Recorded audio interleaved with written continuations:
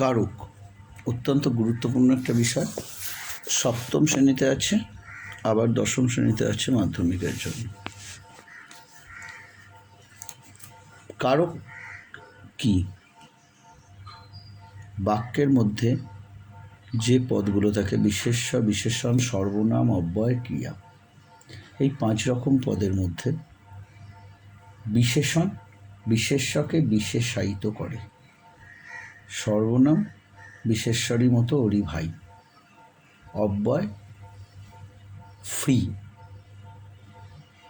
Particles, মানে ও নিজের মতো স্বাধীন হয়ে থাকে, সংযোগ করে, বিয়োজক করে, এর বেশি কোনো ভূমিকাও নেই। তাহলে রইল ক্রিয়াপদ।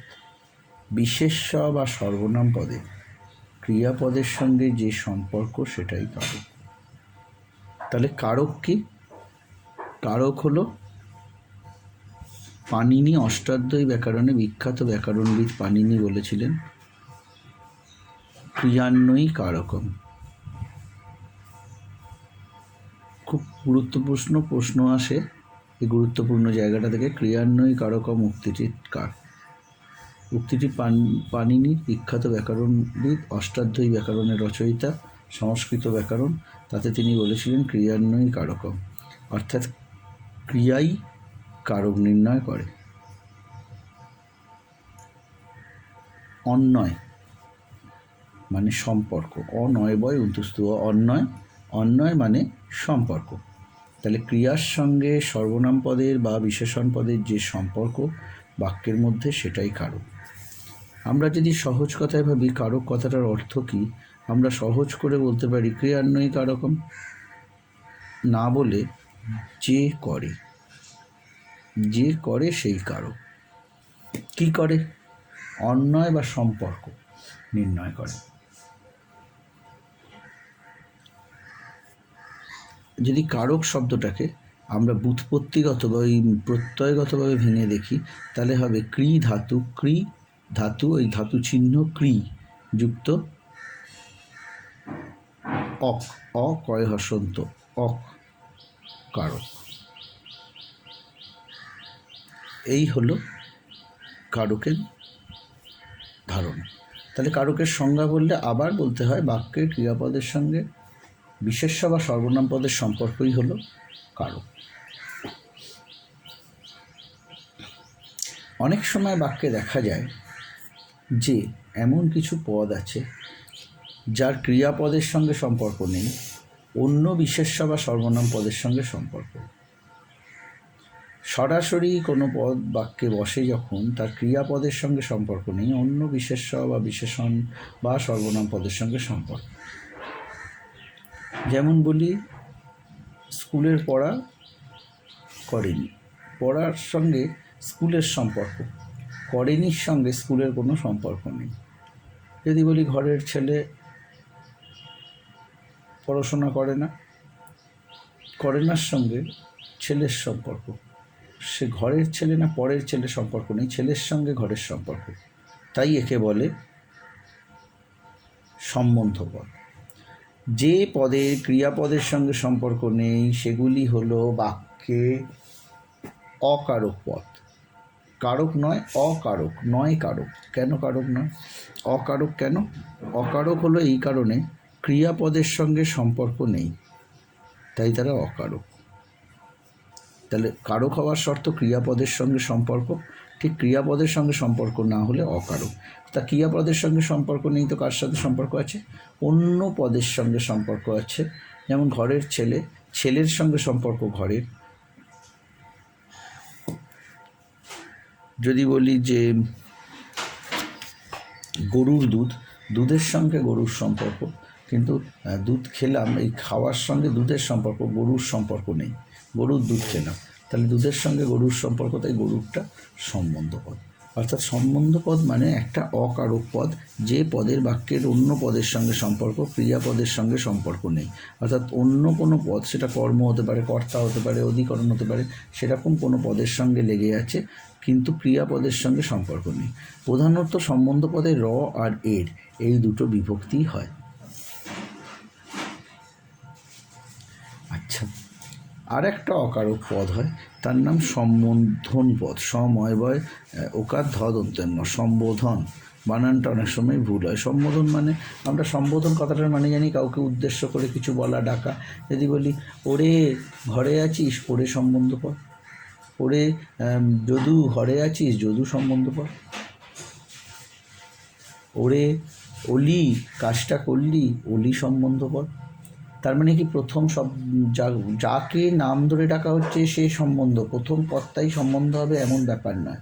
যদি বলি তুমি মহারাজ সাধু হলে আজ, এখানে যেহেতু কবিতা তাই বাক্যটাকে গদ্যে ভাব, মহারাজ তুমি সাধু হলে আজ, কিন্তু ঢুকে আছে মহারাজটা পরে। তুমি মহারাজ, কিন্তু তুমি সাধু হলে আজ, এটা বাক্য, আর মহারাজ সম্বন্ধ পদ, সম্বোধন পদ। মহারাজকে সম্বোধন করে বলা হচ্ছে মহারাজ তুমি সাধু হলে আজ, কিন্তু দ্বিতীয় পদে বসে তুমি মহারাজ সাধু হলে আজ, মহারাজ সম্বন্ধ পদ হচ্ছে, সম্বোধন পদ হচ্ছে। তাহলে কাউকে সম্বোধন করে ডাকা হলে, কিছু বলা হলে তাকে সম্বোধন পদ বলে। কর্তার সঙ্গে সম্বোধন পদ যেন গুলিয়ে না যায়, এটা খেয়াল রাখতে হবে। আমি না ঘরে আছিস, কি আমি না ভাত দে, এখানে আমি না সম্বোধন পদ। এই উক্তি দুটোই গফুর বলছে বিখ্যাত শরৎচন্দ্র চট্টোপাধ্যায়ের লেখা গল্প মহেশ, তার লাইন বলে ফেললাম। এই হলো সম্বন্ধ পদ। তাহলে সম্বন্ধ পদের বিভক্তি র বা এর। তাহলে সম্বোধন এবং সম্বন্ধ এই দুটি পদ হলো অকারক পদ। বাক্যের ক্রিয়ার সঙ্গে এর কোনো সম্পর্ক নেই, তাই এরা অকারক পদ।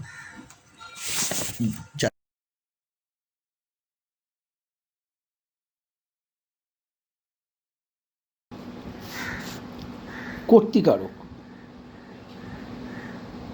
যে কার্য সম্পাদন করে সেই কর্তা।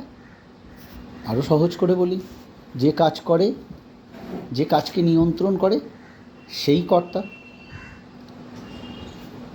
তাহলে আমি ভাত খাই আমি কর্তা, আর তুমি পড়াশোনা করো তুমি কর্তা। এবার তাহলে ক্রিয়াকে কে দিয়ে প্রশ্ন করলে, বা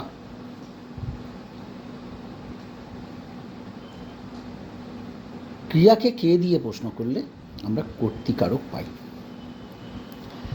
এখন এই কর্তার কতগুলো প্রকারভেদ আছে, যেটা ভীষণ জরুরি।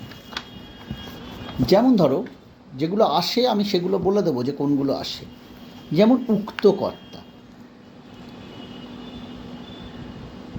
কর্তৃক বাচ্যের কর্তা, অর্থাৎ অ্যাক্টিভ ভয়েসের যে কর্তা, আমি ভাত খাই তুমি পড়াশোনা করো, সে স্কুলে যায়, এই যে কর্তা, এদের বলে উক্ত কর্তা, অ্যাক্টিভ ভয়েসের কর্তা। সুধা কাল রবীন্দ্র নৃত্য করলো,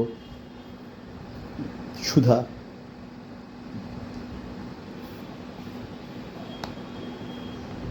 প্যাসিভ ভয়েসের কর্তা বা কর্মবাচ্যের কর্তা, আরও সঠিক অর্থে ভাববাচ্যের কর্তা। অর্থাৎ মহাশয়ের আশা ভালো হয় নাই, তোমার কাজটি ভালো হয়েছে,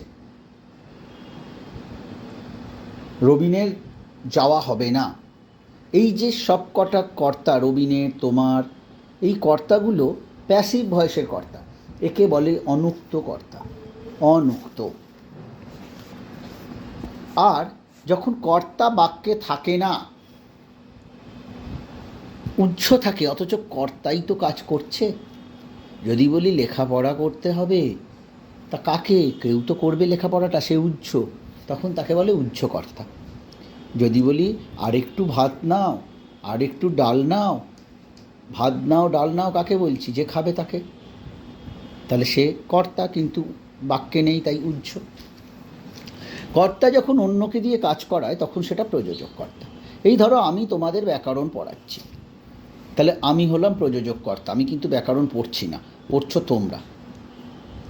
মা শিশুকে চাঁদ দেখাচ্ছে, মা কিন্তু চাঁদ দেখছে না, মা বলছে ওই দেখ ওই দেখ চাঁদ, মা হয়তো টিভিতে সিরিয়াল দেখছে, শিশুকে চাঁদ দেখাচ্ছে কাঁদছে বলে। তাহলে যখন কর্তা কাউকে দিয়ে কাজ করায় তখন সেটা প্রযোজক কর্তা, যার ওপর কাজটা হয় সেটা প্রযোজ্য কর্তা।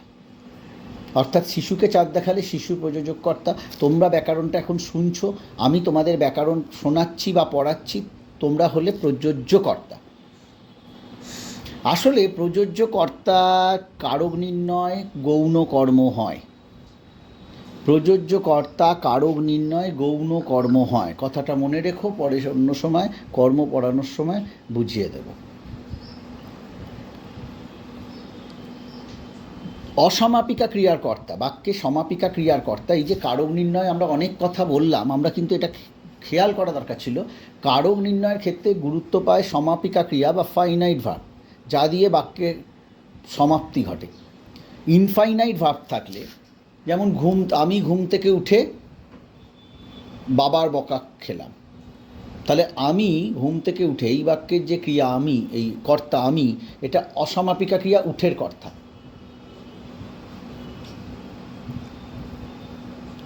এবার যদি একটু অন্যরকম বলি, সূর্য উঠলে আমি বাড়ি যাব, আমি বাড়ি যাব, যাব ক্রিয়ার কর্তা আমি, কিন্তু উঠলে, কে উঠলে? সূর্য। উঠলে অসমাপিকা ক্রিয়ার কর্তা সূর্য, একে বলে নিরপেক্ষ কর্তা।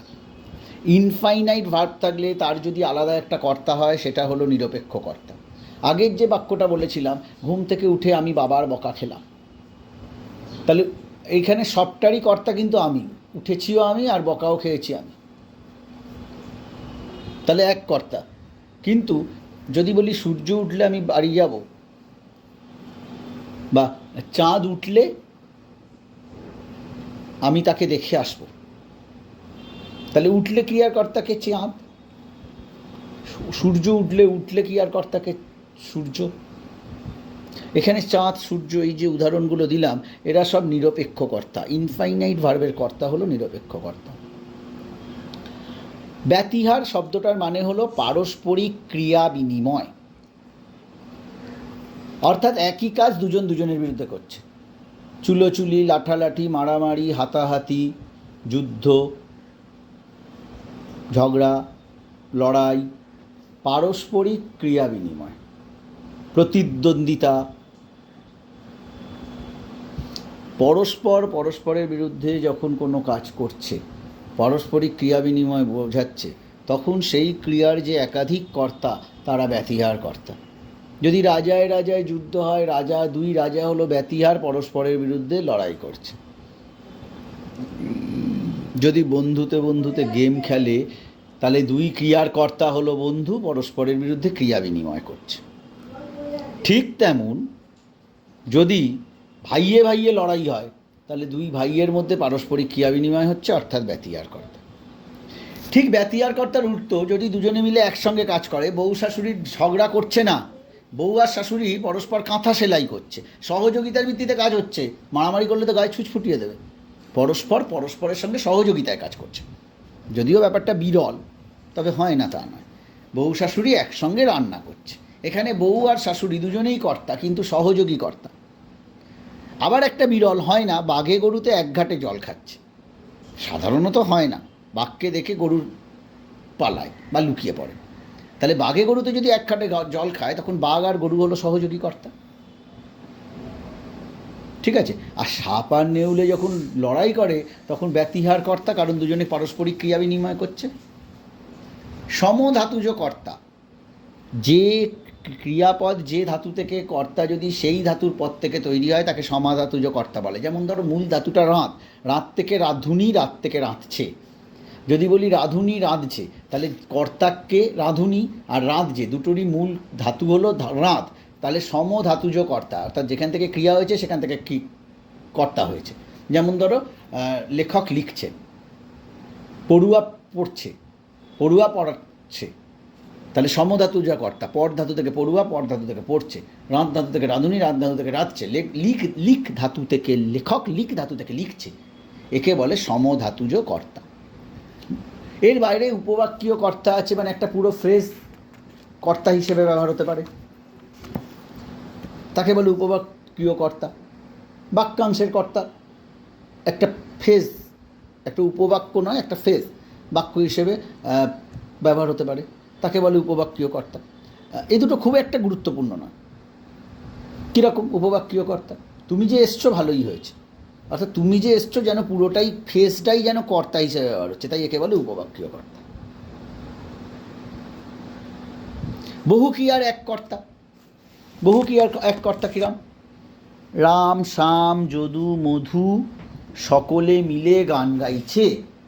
রাম শ্যাম যদু মধু বহু ক্রিয়ার এক কর্তা। আবার এক কর্তার বহু ক্রিয়া।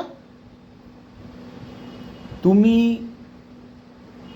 মোবাইলে কারক শুনছো, কমা টিভি দেখছো, কমা বন্ধুর কথা ভাবছো।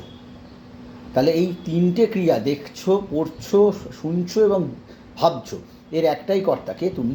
বহু ক্রিয়ার এক কর্তা। এ দুটো খুব কমন, বহু ক্রিয়ার এক কর্তা এবং এক ক্রিয়ার বহু কর্তা। আর উপবাক্য বা বাক্যাংশের কর্তা তো ফেজটা।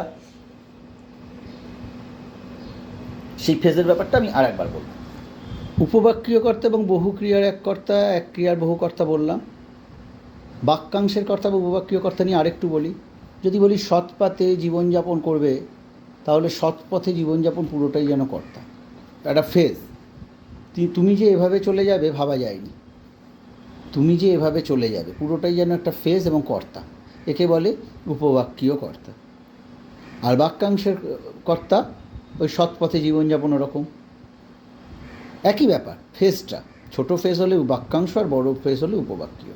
যেমন ভয় কারে কয় নেই কো জানা, ভয় কারে কয়, যেন পুরোটা একটা কর্তার মতো কাজ করছে। কিন্তু এটা খুব একটা গুরুত্বপূর্ণ নয়। গুরুত্বপূর্ণ দুটো বলার এখনও বাকি আছে। যেমন তোমাদের এর আগে আমি বুঝিয়ে দিলাম একটা একটা করে। নিরপেক্ষ কর্তা বোঝালাম, উহ্য কর্তা বোঝালাম, প্রযোজক কর্তা, প্রযোজ্য কর্তা, অনুক্ত কর্তা, সমধাতুজ কর্তা, উক্ত কর্তা, ব্যতিহার কর্তা, সহযোগী কর্তা, নিরপেক্ষ কর্তা, এগুলো বোঝালাম। যেমন সেরকম আরও দুটো কর্তা আছে। একটা হলো কর্ম কর্তৃবাচ্যের কর্তা, একটা হলো সাধন কর্তা। কর্ম কর্তৃবাচ্যের কর্তা মানে বাংলায় অ্যাক্টিভ ভয়েস এবং প্যাসিভ ভয়েস ছাড়া আর এক রকমের ভয়েস হয়, তাকে বলে কর্ম কর্তৃবাচ্য। অর্থাৎ কর্ম যখন কর্তা সেজে কাজ করছে। ঘুড়ি উঠছে, আচ্ছা ঘুড়ি কি নিজে উঠছে? না, কিন্তু ঘুড়ি উঠছে যখন বাক্য বলছি, ঘুড়ি যেন নিজেই কর্তা সেজে বসেছে, সে যেন নিজেই আকাশে ওড়ে। কিন্তু না, তাকে সুতো দিয়ে কেউ ওড়ায়। ঘুড়ির সুতো অন্যের হাতে ধরা থাকে লাটাই দিয়ে। তাহলে ঘুড়ি উঠছে, ঘুড়ি যেন নিজে নিজে উঠছে। দরজা খুলল, দরজা যেন নিজেই খুলল। আরে কর্তা তো কেউ আছে। শাক বাজছে, শাক যেন নিজেই বাজছে। এই বাক্যগুলোকে বলে কর্ম কর্তৃবাচ্যের কর্তা। অর্থাৎ এখানে কর্তা যেন কর্তা সেজে বসেছে। ঘুড়ি যেন নিজেই উঠছে, ঘুড়ি যেন কর্তা। কে উঠছে? ঘুড়ি। কে বাজছে? শাক। এই অর্থে এদের বলে কর্ম কর্তৃবাচ্যের কর্তা। সাধন কর্তা, যখন কোনো যন্ত্র নিজে কর্তা সেজে কাজ করে তখন তাকে বলে সাধন কর্তা। কনসেপ্টটা কর্ম কর্তৃবাচ্যের মতোই। ঢেঁকি স্বর্গে গেলেও ধান ভাঙে।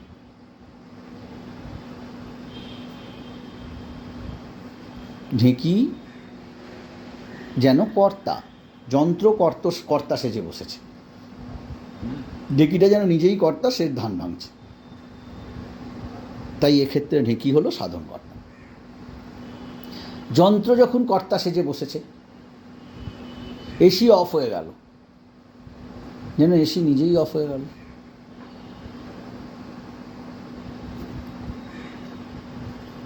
অনেক সময় আমরা বলি কারেন্ট চলে গেল, যেন কারেন্ট নিজে চলে গেল। অর্থাৎ যন্ত্র যখন কর্তা সেজে বসে তখন সেই যন্ত্রকে বলে সাধন কর্তা। যন্ত্র যখন কর্তা সেজে বসে। এই হলো কর্তার মোট ভাগগুলো। আমি যে বলছি, তোমরা এটা ভালো করে পড়ার পর আমি রেফার করছি একদম। সব বই ভালো, তবু প্রান্তিকের বই কিংবা কথা ও কাহিনী পিসি দাসের বই অথবা ছায়া প্রকাশনীর ব্যাকরণ বইটা, এই বইগুলো থেকে তোমরা ভাগগুলো পড়বে, পড়ে বোঝার চেষ্টা করবে। অডিওটা বারবার শুনবে পড়তে পড়তে। যদি অসুবিধে হয় তাহলে প্রশ্ন করবে, কমেন্ট বক্সে প্রশ্ন করবে। আর একটা জিনিস কিন্তু মাধ্যমিকে আসে, বা কারক থেকে গুরুত্বপূর্ণ হিসেবে 7-এও আসে। মূলত 7-এর পর আবার 10-এ কারক থাকে। কোন কারকের কোন বিভক্তি, তোমায় বলে দেওয়া হলো কর্তা কারকে এ বিভক্তির উদাহরণ দাও। সিম্পলি একটা বাক্য বলতে হবে যেখানে কর্তা এ এসেছে। পাগলে কি না বলে, ছাগলে কি না খায়। পাগলে এ বিভক্তি, ছাগলে এ বিভক্তি। তাকে বাঘে খেয়েছে, কে খেয়েছে, বাঘে এ বিভক্তি। লোকে সব কথা বলছে, লোক এ বিভক্তি, কর্তায় এ বিভক্তি। ঠিক তেমনি কর্তায় কে বিভক্তি, এটা প্যাসিভ ভয়েসেই হয় শুধুমাত্র, অর্থাৎ অনুক্ত কর্তায়। অনলকে এ কাজ করতে হবে।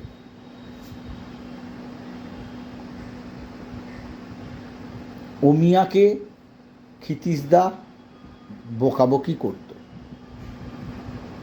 অমিয়াকে ক্ষিতীশদা বকাবকি করত। অমিয়া কে কে, কিন্তু এখানে অমিয়া কে, অমিয়া গৌণ কর্তা, ক্ষিতীশদা আসলে কর্তা, কারণ বকাবকির কাজটা ক্ষিতীশদা করত। কিন্তু যদি বলি কনিকেই পারতে হবে, তখন কনি হলো কর্তা, কিন্তু কে বিভক্তি এসেছে, কনিকে। ঠিক তেমনি উন্তুস্তুয়া বিভক্তি হয়। সিম্পল, খুব সিম্পল। আবার ঘোড়ায় গাড়ি টানে, ঘোড়ায় উন্তুস্তুয়া বিভক্তি। যদি বলি তে বিভক্তি,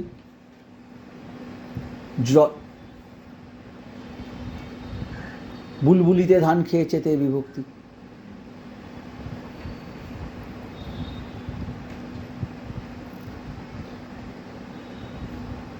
উন্তুস্তুয়া বিভক্তি, তোমায় এ কাজ করতে হবে। শূন্য বিভক্তির উদাহরণ অনেক। অলি ব্যাকরণ পড়ে, শূন্য বিভক্তি কর্তা কারকে অলি। অনেক সময় দিয়ে অনুসর্গ কর্তায় ব্যবহার হয়, সেটাও ব্যতিক্রম নয়। যেমন তোমাকে দিয়ে এ কাজ হবে না, অর্থাৎ তোমার এ কাজ হবে না। দিয়ে অনুসর্গর ব্যবহারে প্যাসিভ ভয়েসে অনুক্ত কর্তায় দিয়ে অনুসর্গ ব্যবহার হচ্ছে। তোমাকে দিয়ে কে বিভক্তি পড়ছে, আবার দিয়ে অনুসর্গ পড়ছে।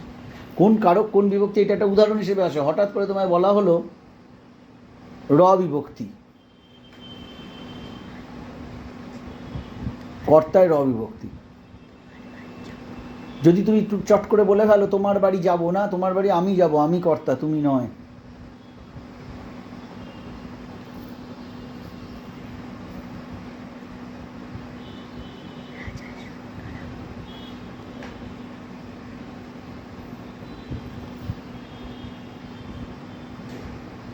সবার আগমন হবে। সভা থেকে সবার, কথাটা সভা, সবার র।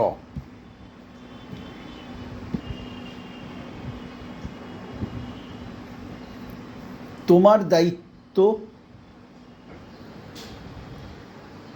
পালনের দায়, দায়কার তোমার, র বিভক্তি কর্তায়। তাই এগুলো একটু পড়ে রাখতে হবে, মনে রাখতে হবে, নইলে পরীক্ষার হলে যখনই বলবে কর্তায় র বিভক্তি, উন্তুস্তুয়া বিভক্তি, তোমার যেন কিছুতেই বাক্য মনে পড়বে না, অনেকটা সময় চলে যাবে। তাই কর্তার বিভিন্ন বিভক্তি সমেত বাক্যের উদাহরণগুলো বই থেকে আলাদাভাবে পড়ে একটা একটা করে মনে রাখলেই হবে। এর আগে কর্তা অবধি বলেছি। কর্ম, যদি প্রশ্ন করো কর্ম কি, কর্তা যাকে আশ্রয় করে ক্রিয়া করে সে কর্ম। কর্ম মানে কাজ বোঝালেও ক্রিয়া ব্যাকরণের ক্ষেত্রে আলাদা, কর্ম আলাদা। কর্তা যাকে আশ্রয় করে কাজ করে তাকে বলে কর্ম। কি বা কাকে দিয়ে প্রশ্ন করলে ক্রিয়াপদকেই কর্ম পাওয়া যায়। যেমন আমি উমাকে চিঠি লিখছি, কে, আমি, কর্তা। কি বা কাকে দিয়ে প্রশ্ন করলে কর্ম পাওয়া যায়। আচ্ছা, কি দিয়ে প্রশ্ন করে দেখি, কি লিখছি, চিঠি, কর্ম। কাকে দিয়ে প্রশ্ন করে দেখি, কাকে লিখছি, উমাকে, কর্ম। তাহলে এখানে একটা বাক্যে দুটো কর্ম, একে বলে দ্বিকর্মক বাক্য, দ্বিকর্মক ক্রিয়া। অর্থাৎ লিখছি ক্রিয়ার দুটো কর্ম, একটা চিঠি, একটা উমা। উমাকে লিখছি, চিঠি লিখছি। যেটা বস্তুবাচক কর্ম তাকে বলে মুখ্য কর্ম, যেটা ব্যক্তিবাচক বা প্রাণীবাচক কর্ম তাকে বলে গৌণ কর্ম।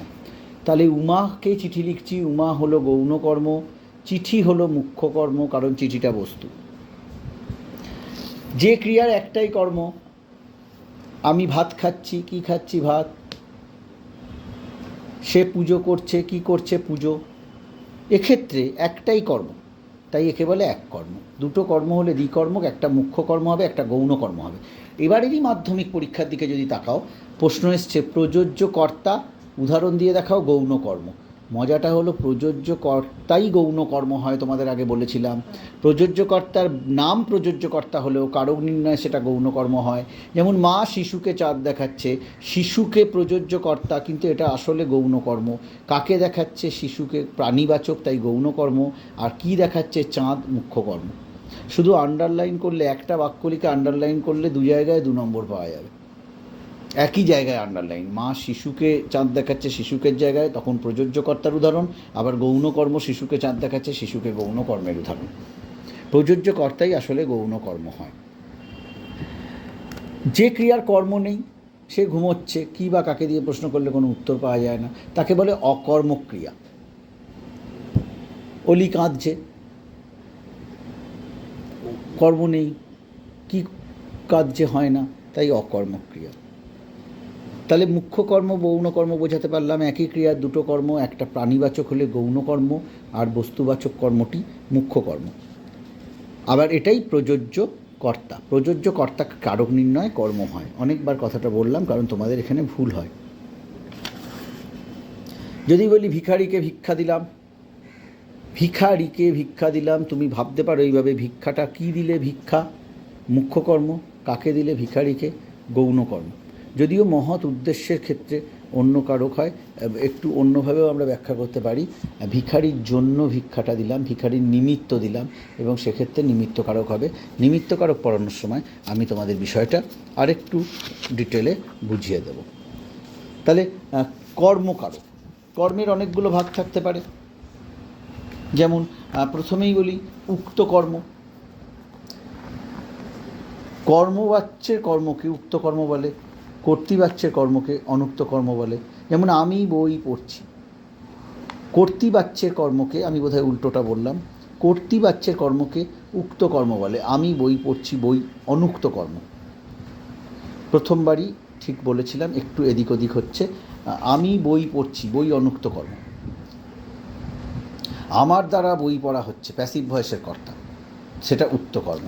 অর্থাৎ কর্তার ক্ষেত্রে যা অ্যাক্টিভ ভয়েসের কর্তা হলো উক্ত কর্ম, কর্মের ক্ষেত্রে অ্যাক্টিভ ভয়েসের কর্তা হলো অনুক্ত কর্ম, আর কর্মবাচ্যের কর্ম বা প্যাসিভ ভয়েস কর্মবাচ্যের কর্ম হলো উক্ত কর্ম। অর্থাৎ আমি বই পড়ছি, আমি হলাম অনুক্ত কর্ম। সমধাতুজ কর্ম,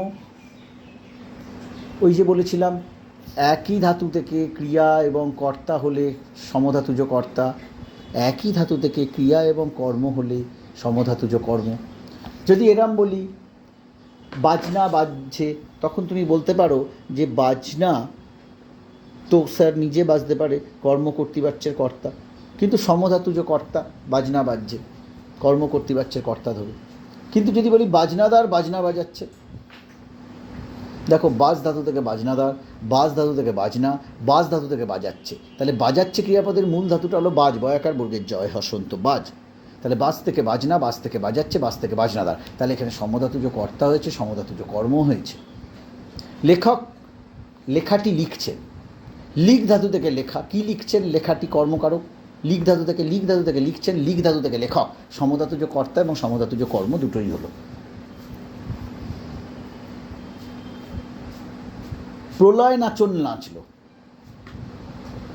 যে নেচেছে সে উজ্জ্বল, কি হয়েছে? প্রলয় নাচন, নাচ ধাতু থেকে নাচন, নাচ ধাতু থেকে নাচল, তাহলে কি করেছে? নেচেছে। তাহলে কর্ম এবং কর্তা নাচ ধাতু থেকে উৎপন্ন হয়েছে, তাই এটা সমধাতুজ কর্ম।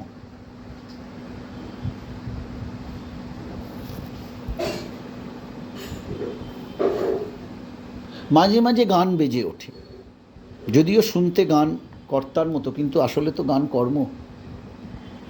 কিন্তু দেখো অ্যাক্টিভ ভয়েসের কর্ম কর্তৃবাচ্যের কর্ম, এটা খুব একটা গুরুত্বপূর্ণ নয়। গুরুত্বপূর্ণ কোনটা?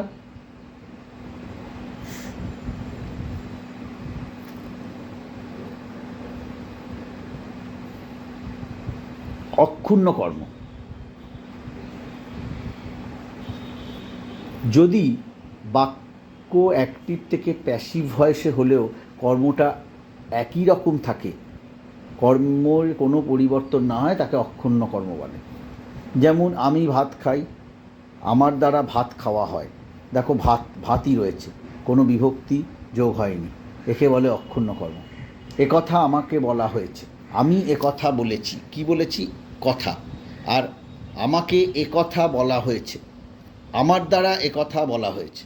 আমি একথা বলেছি, ভয়েস চেঞ্জ করলাম, কর্মবাচ্য করলাম, আমার দ্বারা একথা বলা হয়েছে। দেখো কথাটা কথাই রইল, কোনো পরিবর্তন হয়নি, তাই একে বলে অক্ষুণ্ণ কর্ম। অর্থাৎ অ্যাক্টিভ ভয়েস এবং প্যাসিভ ভয়েসে কর্ম একই রকম থাকে। বিপ্সা কথাটার অর্থ, আবার বলছি, পুনরাবৃত্তি। যদি বলি তোমাকে কাজটা করতে হবে, তখন কর্তায় বিপ্সা বোঝাচ্ছে, তোমাকে। যদিও কর্তায় বিপ্সার উদাহরণ নেই প্রায়। কর্মে বিপ্সা কিরম? জনে জনে বলেছি। কাকে বলেছি? জনে জনে। কর্ম কাকে দিয়ে প্রশ্ন করছি? তুমি বলবে তোমাকে কাজটা করতে হবে, স্যার তোমাকে তো কর্ম না, কাজটা তো তুমি করবে, কর্তার ভাব তো আছে সেখানে, কাজটা তুমি করবে। আমি প্যাসিভ ভয়েস করেছি, তাই তোমার দ্বারা কাজটা, তোমাকে কাজটা করতে হবে, তাই ওখানে কর্তা বললাম। কিন্তু জনে জনে বলেছি, কাকে জনে জনে? কে আসবে? কে? এই প্রশ্নের কেটা দুটো পরপর পুনরাবৃত্তি, তাই কর্মে বিপ্সা। যা বলেছি শুনেছ, যা কি যা একই কথা যখন দুবার ব্যবহৃত হয় তাকে বলে বিপ্সা, এটা কর্মে বিপ্সা। যখন অকর্মক্রিয়ার কর্তা থাকে না, তখন তাকে উহ্যকর্ম বলে। যেমন আমি খাইনি, কি খাইনি নেই, কর্ম উহ্য, অর্থাৎ এটা অকর্মক্রিয়া। জেনে রাখো সততাই হচ্ছে শ্রেষ্ঠ পন্থা। কী জেনে রাখার কথা বলা হচ্ছে? সততাই হচ্ছে শ্রেষ্ঠ পন্থা। পুরো ফ্রেজটা যেন কর্মের মতো বসছে। আবার যদি অন্যভাবে দেখো, সততাই হচ্ছে শ্রেষ্ঠ পন্থা। কি সততা? শ্রেষ্ঠ পন্থা কি? সততা। তাহলে সততা কর্ম। আবার পুরোটা দেখো, জেনে রাখো সততাই হচ্ছে শ্রেষ্ঠ পন্থা। জেনে রাখো, কি জেনে রাখো? সততা শ্রেষ্ঠ পন্থা। এই পুরো ফ্রেজটা যেন উপবাক্যীয় কর্ম হচ্ছে। তাহলে মূল কর্মের গুরুত্বটা কোথায়? কর্মে বিপ্সা, অক্ষুণ্ণ কর্ম, উহ্য কর্ম কখন হয়, উক্ত কর্ম অনুক্ত কর্ম কখন হয়, সমধাতুজ কর্ম কখন হয়, এই 5টা বিষয় গুরুত্বপূর্ণ। আর কর্মের ক্ষেত্রে আবার আমাকে বলতেই হবে যে কর্মে শূন্য বিভক্তি। আমি ভাত খেয়েছি, সে ধান চাষ করে,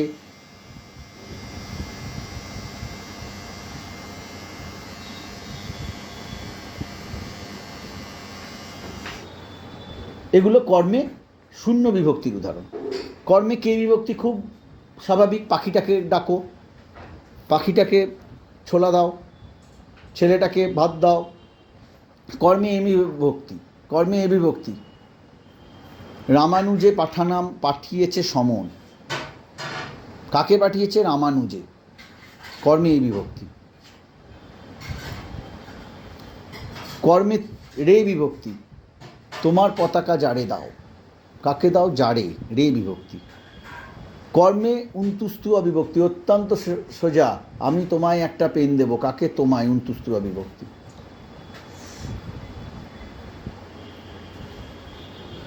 তোমার পরশখানি দিও, খানি অনুসর্গ ব্যবহার হচ্ছে, কিন্তু কি দেবে? পরশখানি, খানি নির্দেশক ব্যবহার হচ্ছে, অনুসর্গ নয়।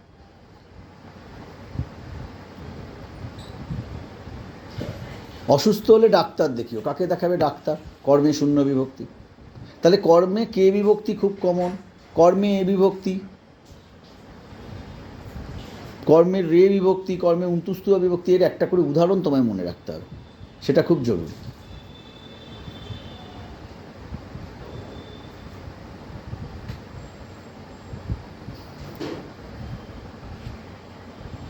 দ্বিকর্মক্রিয়ার একটা উদ্দেশ্য কর্মে চলে যায়, একটা বিভক্তি কর্মে, বিধেয় কর্মে চলে যায়।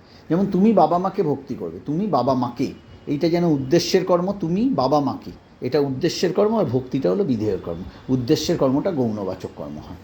আমি বোঝানোর চেষ্টা করলাম, তোমাদের কোনো প্রশ্ন থাকলে আবার নিশ্চয়ই করবে, কমেন্টস বক্সে প্রশ্ন করো, আমি নিশ্চয়ই উত্তর দেবো। সমধাতুজকরণ, সহজ কথায় একই ক্রিয়াপদ থেকে যখন করণ এবং ক্রিয়া উৎপন্ন হচ্ছে তাকে বলে সমধাতুজকরণ। যেমন মায়ার বাঁধনে বেঁধেছ, বাঁধ ধাতু থেকে বেঁধেছ, বাঁধ ধাতু থেকে বাঁধন, বাঁধন দিয়ে বেঁধেছ তাই বাঁধনটা করণ, বাঁধনের দ্বারা বেঁধেছ তাই বাঁধনটা করণ। আবার মায়ার বাঁধনে ভালো করে বোঝো, বাঁধনটা মায়ার না দড়ির আমাদের দরকার নেই, তাই মায়ারটা ওখানে সম্বন্ধ পদ হবে। কিন্তু বাঁধন আর বেঁধেছো দুটোই এক ক্রিয়া থেকে।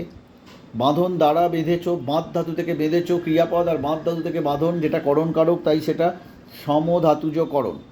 আমি যদি বলি লেখক লেখনী দিতে লেখা লিখছেন, দেখো লিখ ধাতু থেকে লেখক, লিখ ধাতু থেকে লিখছেন, তাহলে সমধাতুজ কর্তা।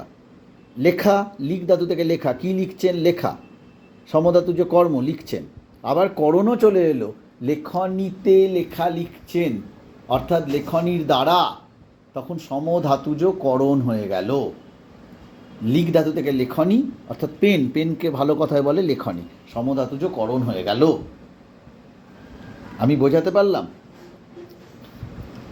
সমধাতুজ করণের উদাহরণ আরও আমরা বলতে পারি একটা দুটো। যেমন ধরো কি বলি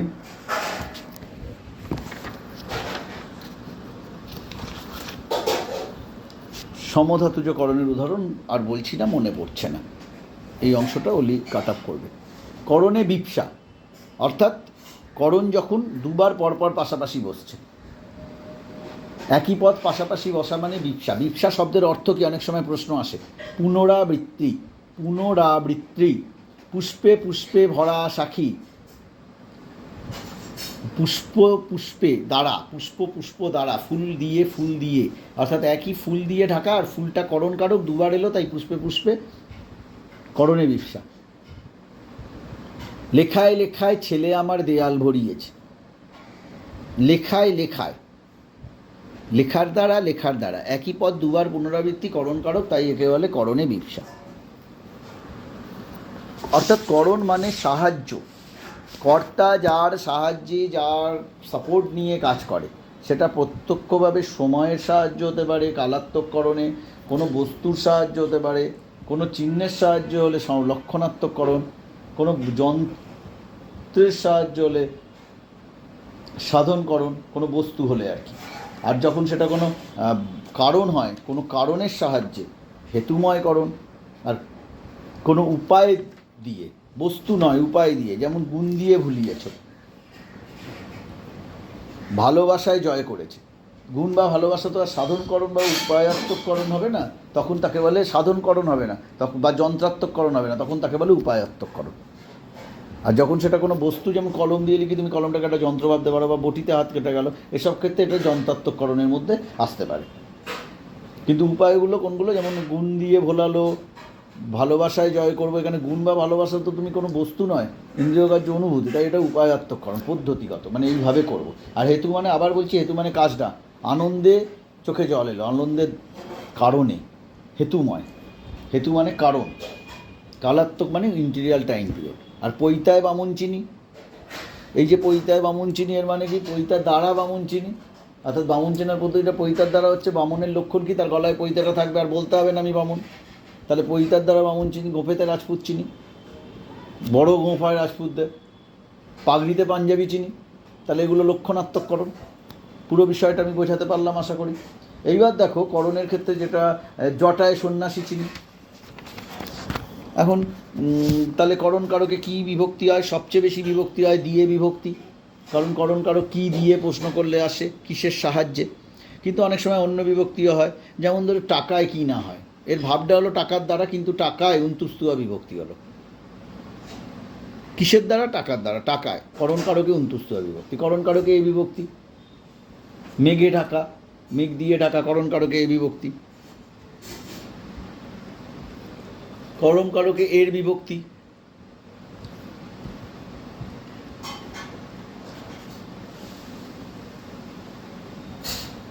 কলমের খোঁচায় কাজ হলো। অনেকে বলবে না, খোঁচাটা হলো করণ আর কলমেরটা সম্বন্ধপদ, এইভাবেও ভাবা যায়। কিন্তু কলমের খোঁচায় কাজ হলো, মানে কলমের দ্বারা খোঁচা, এই অর্থে কলমের এর বিভক্তি। বুদ্ধিতে বাজিমাত করলো, বুদ্ধির দ্বারা, তে বিভক্তি। বুদ্ধিতে বাজিমাত করলো, বুদ্ধির দ্বারা, তে বিভক্তি হলো। ভালো করে বোঝো, যদিও কনসেপ্টটা দাঁড়ার, বুদ্ধির সাহায্য নিয়েছে, তাই বুদ্ধিতে। দিয়ে অনুসর্গের ব্যবহার প্রচুর, এটা বলা যায় না। স্বপ্ন দিয়ে তৈরি সেদের স্মৃতি দিয়ে ঘেরা, স্বপ্ন এবং স্মৃতি দুটোই করণ, দিয়ে অনুসর্গ।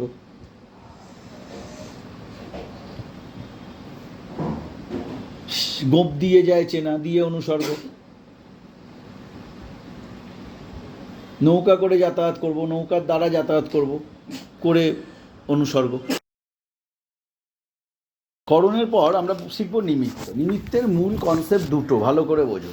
নিমিত্তের মূল কনসেপ্ট হলো মহৎ উদ্দেশ্যে কিছু করা। যদি তুমি পৌরসভাকে ট্যাক্স দাও, তাহলে পৌরসভার নিমিত্ত ট্যাক্স দিচ্ছ না, পৌরসভাকে দিচ্ছ, তখন পৌরসভা কর্মকারক। কিন্তু তুমি যদি ভিখারিকে অন্নদান করো, তখন অন্ন কর্ম, কিন্তু ভিখারির নিমিত্ত অন্নদান, তাই ভিখারির জন্য দিচ্ছ, তাই ভিখারি হবে নিমিত্তকারক।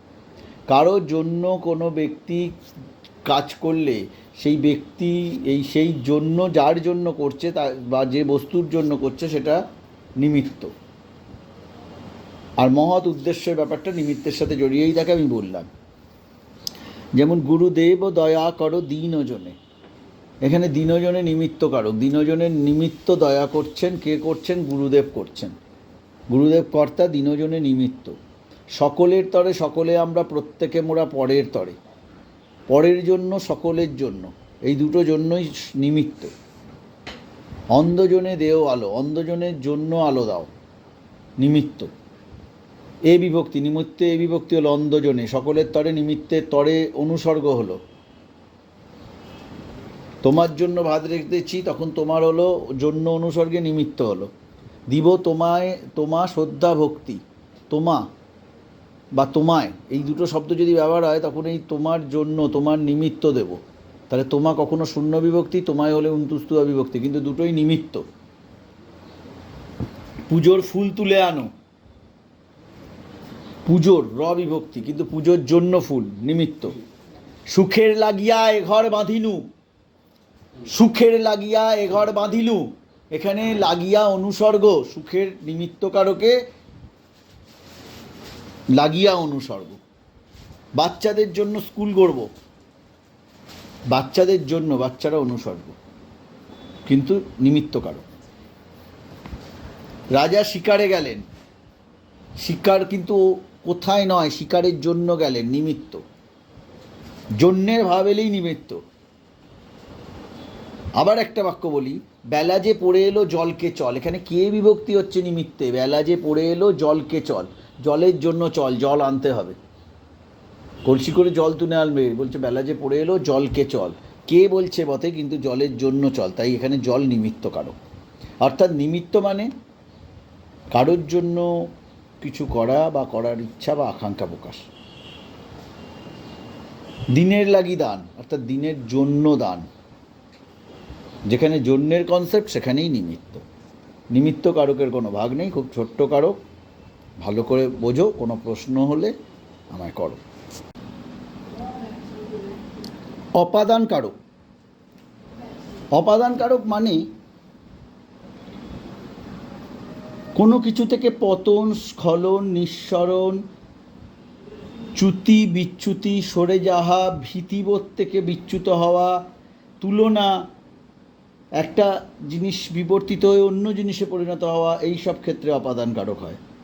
যেমন বন থেকে বেরোলো টিয়ে, বনে আর নেই, বন থেকে বিচ্যুত হয়ে গেছে টিয়ে, তখন বন থেকে অপাদান কারক।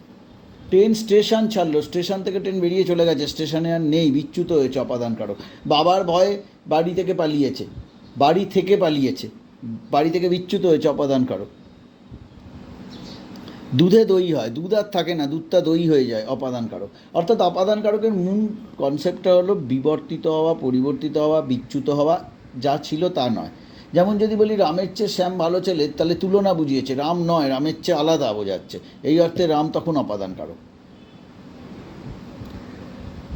যদি বলি যে হাওড়া থেকে কলকাতা অনেক দূর নয়, হাওড়া থেকে কলকাতা অনেক দূর নয়, অন্তত হাওড়া শহর থেকে, কিন্তু হাওড়ার উদয়নারায়ণপুর থেকে কলকাতা অনেক দূর, এভাবে যদি বলি, তাহলে হাওড়া থেকে যখনই বোঝাচ্ছি, তখনই হাওড়া থেকে বিচ্যুত বোঝাচ্ছে কলকাতাকে, তাই হাওড়া অপাদান কারক। তাহলে অপাদান কারকের মূল কনসেপ্ট হলো বিচ্যুত, বিচ্যুতি হওয়া। যদি বলি মেঘ থেকে বৃষ্টি হয়, সেই বলেছিলাম ফিরে আসবো, কালো মেঘে বৃষ্টি হয়, বৃষ্টি হওয়া মানেই মেঘ থেকে জলটা বিচ্যুত হয়, তাই এখানে অপাদান কারক। যদি বলি চোখ থেকে জল পড়ছে, চোখ অপাদান কারক। বিপদে মোরে রক্ষা করো, বিপদ থেকে রক্ষা করো, এ নহে মোর প্রার্থনা, বিপদে আমি না যেন করি ভয়। বিপদ থেকে, বিচ্যুতি বোঝাচ্ছে রক্ষা করা, মানে বিপদ থেকে সরিয়ে আনা, তাই বিপদ অপাদান কারক। যদি বলি তুমি কখন আসবে, তখন কখন কালবাচক। কিন্তু যদি বলি কখন থেকে বসে আছি, কখন অপাদান কারক। যদি বলি কখন থেকে বসে আছি, কখন অপাদান কারক। যদি বলি কখন আসবে, কখন অধিকরণ, কালবাচক হয়ে। এবার একটু ভাগগুলো নিয়ে আলোচনা করি। যখন ভাগগুলো নিয়ে আলোচনা করি, ট্রেন স্টেশন ছাড়লো,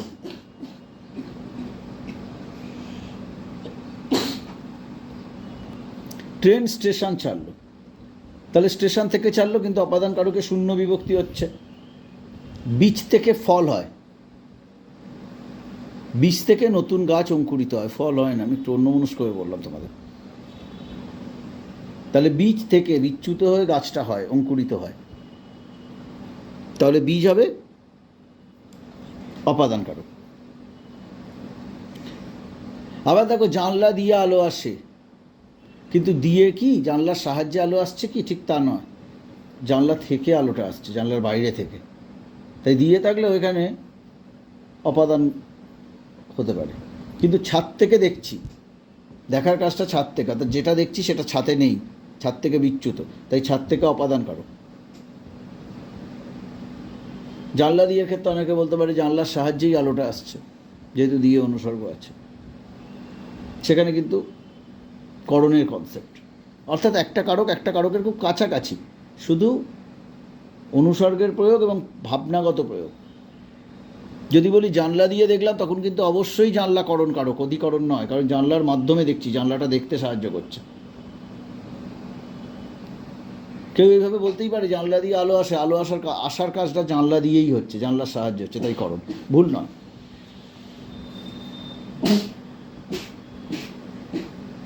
যদি বলি মোহনবাগানের চেয়ে ইস্টবেঙ্গল ভালো দল, তাহলে চেয়ে অনুসর্গ রয়েছে, কিন্তু তারতম্যবাচক অপাদান। তুলনা বোঝালে দুজনের তারতম্য বোঝানো হচ্ছে, তাই তুলনাবাচক বা তারতম্যবাচক অপাদান কারক। আবার দুধে ছানা হয়, দেখো উৎসটা কি দুধ, কিন্তু দুধ থেকে বিচ্যুত হয়ে ছানা হচ্ছে, দুধ আর দুধ থাকছে না। তিলে তেল হয়, তিল পিষে যায়, উৎস তিল, তাই এগুলোকে উৎসবাচক অপাদান বলে, কিন্তু এখানে বিকৃত হয়ে যাচ্ছে বা বিচ্যুত হয়ে যাচ্ছে। যখনই বিকৃত বিচ্যুত বোঝাবে, তখনই অপাদান কারক হবে। হতে থেকে চেয়ে, অর্থাৎ স্কুল থেকে ফিরলে অপাদান কারক, কিন্তু স্কুলে গেলাম অধিকরণ কারক, কারণ স্কুলটা তখন ডেস্টিনেশন, জায়গা, কিন্তু সেখান থেকে বিচ্যুত হয়ে গেছি, অপাদান কারক। তাহলে অপাদান কারকে শূন্য বিভক্তি হতে পারে, স্কুল পালিয়ে কোথায় যাও, ট্রেন স্টেশন ছাড়লো, অপাদান কারকে শূন্য বিভক্তি। আবার অপাদান কারকে কে বিভক্তি বলছি, আমাকে ভয় কিসের, অর্থাৎ আমার থেকে ভয় কিসের, ভয়টা আমার থেকে বিচ্যুত হচ্ছে, সে পাচ্ছে আর কি। যেখানে বাঘের ভয়, অর্থাৎ বাঘ থেকে ভয়, অপাদান কারক। আবার বলছি, এখানে কেউ আবার অপাদান সম্বন্ধ বলতে পারে, যেখানে বাঘের ভয় সেখানে সন্ধ্যা হয়। কি ভয়, বাঘের ভয় না গরুর ভয় দরকার নেই, সেক্ষেত্রে ভয়ের সাথে বাঘের লেগে আছে, তাই বাঘের সম্বন্ধ পদ কেউ বলতে পারে। আর বাঘেরকে যদি আলাদা একটা পদ ধরো, বাঘের ভয়, তাহলে বাঘের অপাদান, তাহলে সম্বন্ধটা কিরম, অপাদান সম্বন্ধ। তাহলে বাঘের থেকে ভয়, সেই হিসেবে অপাদান, কিন্তু সম্বন্ধ পদ ধরলেও অপাদান সম্বন্ধ। আর এক ধরনের অপাদানের কথা বলতে পারি, অসমাপিকা ক্রিয়ারূপী অপাদান। যেমন বেশি কিছু বলতে বিরত করলেন,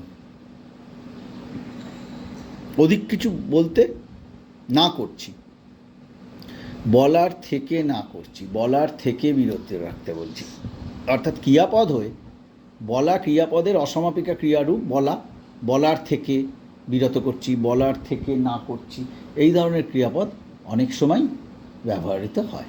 আমি কি বোঝাতে পারলাম? আশা করি তোমরা বুঝতে পেরেছ। যদি বোঝার অসুবিধা থাকে কমেন্টে প্রশ্ন করার অধিকার তোমার রয়েছে, উত্তর দেওয়ার দায় আমার। আর একটাই কারক রয়েছে, অধিকরণ কারক। এটা বলার আগে আর একটা প্রচলিত প্রশ্ন মাধ্যমিকে আসে, আমি অলরেডি 10টা প্রশ্ন তোমাদের বলেছি, পরে প্রশ্ন উত্তর আলোচনার সময় আরও বিশেষ কিছু প্রশ্ন বেছে দেবো যেগুলো খুব মাধ্যমিকে আসে।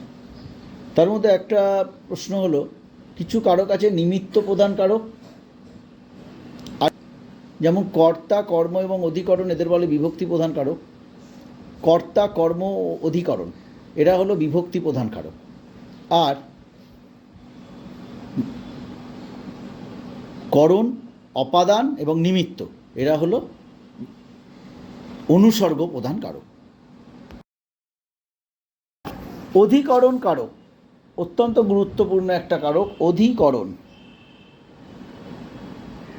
আমরা আগের কারক যে অংশটা পড়লাম সেখানে কার জন্য বলে নিমিত্ত বলেছিলাম, তাহলে কোথা থেকে, কি থেকে, কার চেয়ে, এই থেকে, চেয়ে, হতে, এই ভাবটা প্রশ্নে ক্রিয়াকে প্রশ্ন করলে যার উত্তর সেটাই অপাদান কারক।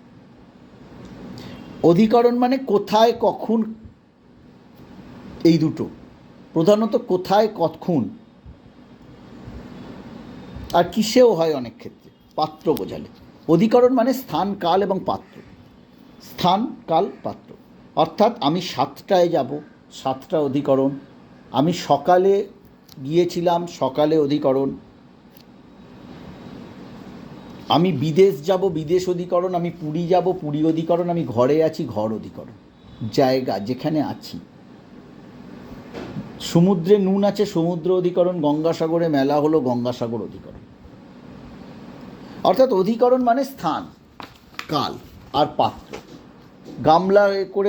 গামলায় ভাত খেলাম, গামলা অধিকরণ। এখন অধিকরণের ভাগগুলো একটু যদি বোঝাই, কীরকম? প্রথমেই বলবো বিষয় অধিকরণ। এটা একটা বিশেষ টাইপ। আমরা অনেক সময় একে গুলিয়ে ফেলি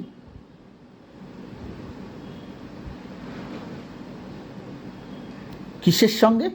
কর্মকারকের সঙ্গে। বিষয়গত দক্ষতা বোঝালে বিষয় অধিকরণ হয়। যেমন সে ব্যাকরণে পানিনি বা রূপে লক্ষ্মী, গুণে সরস্বতী, তখন এই রূপ, গুণ, ব্যাকরণে পানিনি, এই ব্যাকরণে পানিনি, ব্যাকরণ, কাব্যে কালিদাস, কাব্য, এই বিষয় তার দক্ষতা বোঝাচ্ছে, তাকে কালিদাসের সঙ্গে তুলনা করে, তখন কাব্যে অধিকরণ। সে তবলায় দক্ষ, তবলা অধিকরণ। সে অঙ্কে কাঁচা, অঙ্ক অধিকরণ, কাঁচা। দক্ষতা মাইনাস দক্ষতা, অদক্ষতা বোঝাচ্ছে, দুর্বল, কাঁচা। সে বাংলায় পারদর্শী, বাংলা অধিকরণ। রূপে লক্ষ্মী, গুণে সরস্বতী, রূপে এবং গুণে অধিকরণ কারক। অর্থাৎ বিষয় অধিকরণ কখন হয়? বিষয়গত দক্ষতা বোঝালে বিষয় অধিকরণ হয়। ঠিক তেমনি ভাবাধিকরণ। আমি গভীর চিন্তায় মগ্ন। চিন্তায়, চিন্তা কোনো স্থান নয়, কিন্তু স্থানের মতো ব্যবহার করছে, তাই চিন্তা ভাবগতভাবে একটা স্থান, তাই চিন্তায় ভাবাধিকরণ। বড় লাচারে পড়ে গেছি বাবু মশাই, লাচারে ভাবাধিকরণ। অর্থাৎ কোথায়? লাচারের মধ্যে।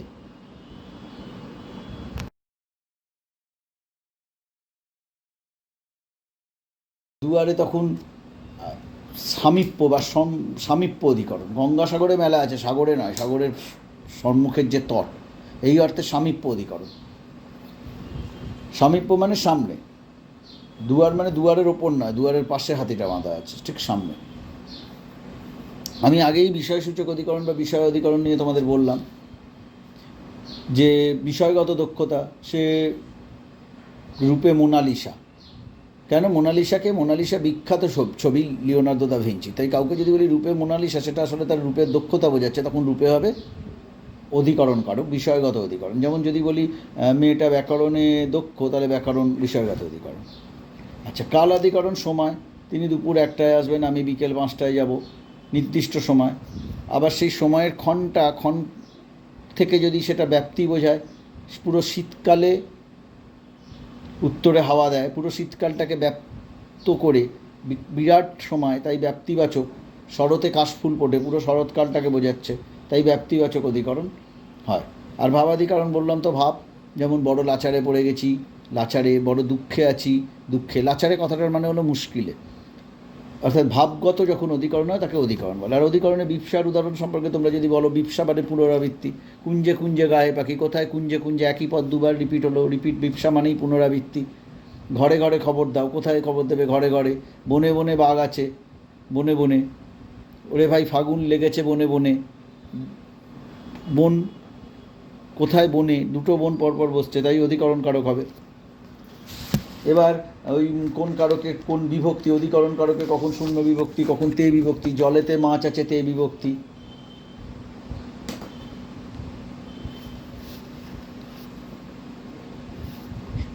সাতটা,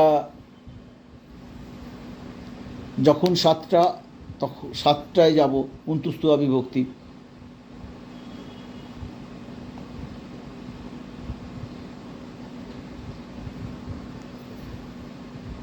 আজকে স্বপন আসবে, আজকে, কে বিভক্তি অধিকরণ কারকে। কলকাতায় জাদুঘর আছে, কলকাতায় অন্তুস্তুয়া বিভক্তি। আমি পুরী যাব, পুরী শূন্য বিভক্তি।